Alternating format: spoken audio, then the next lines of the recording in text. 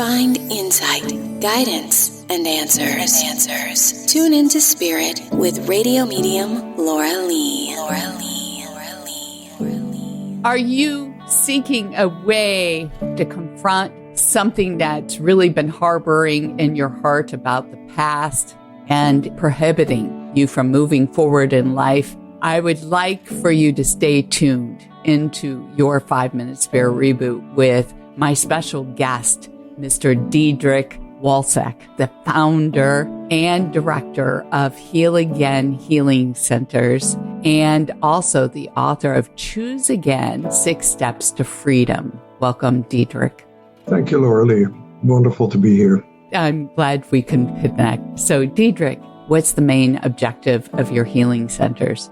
The main objective of the Healing Center is for people to realize that whatever they have in their life is chosen by core beliefs that they made up about themselves when they were very young. So in the first 8 years of my life, or the first 8 years plus perhaps since conception, I make up ideas, and those ideas in those first 8 years become actually what I call my personality or my character. That's brilliant.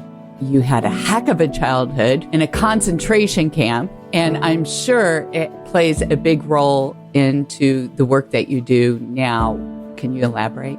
Yeah, it played a huge role. So I spent the first 3.5 years of my life in camps, and the next 50 years I was full of self-hatred, rage, depression, chronic anger, you name it. And I could never understand where that came from, but I was completely resigned to the idea that that was who I was. And then I got to a point when I was 50 when I said either there has to be a better way or I'm just going to make an end to this. And then I found some material to work with and I said, I'm going to give that a year. And if in the year I don't heal or I don't have a dramatic shift in my experience on the planet, then I can still do what I planned to do, which was to drive off a cliff. And really soon I realized that the idea that I'm not who I think I am was incredibly freeing. And the second part to that idea was that no matter what I think I've done, or no matter what I think has been done to me, it had no effect on who I was in truth. And so then it became clear that my job was going to be to remove all the core beliefs I held about myself in order to connect more and more to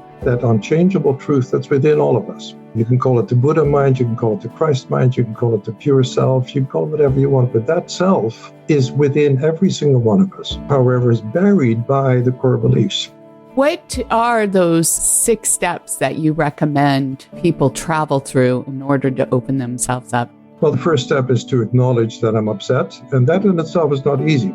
The second step is more difficult than any of the others, and that is to say, this is about me.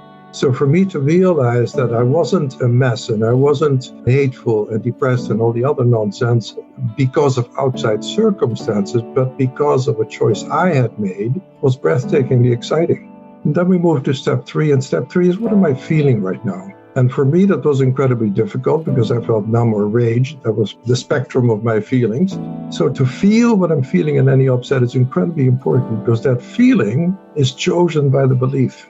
The fourth step then is give yourself permission to have that feeling take you back to a memory. Something happened. Somebody said something, somebody did something, and I interpreted that experience as saying something about me. And once I have that belief, I'm going to go get the evidence. Say I'm desperately loving you, but I have a belief that I'm not lovable. I will then sabotage that relationship because we cannot afford to be happy because it goes against my core belief. And the correction for that is step 5. Forgive me, not for something I've done, not for something you've done, not for something anybody else has done, but simply for the belief. Then the last step is a confirmation of who I've always been. And that is forgive me for forgetting that whatever I made up in the past is not true. Thank you for sharing. It sounds very similar to like 12-step programs, helping everybody get in touch with the truth within them. Could you give us your biggest takeaway when it's dealing with something so heavy from the past? My biggest takeaway was when I started doing the work that I suddenly realized that whatever had happened did not change who I was at the core. In other words, that I was not a victim. Thank you for sharing your wisdom with us today.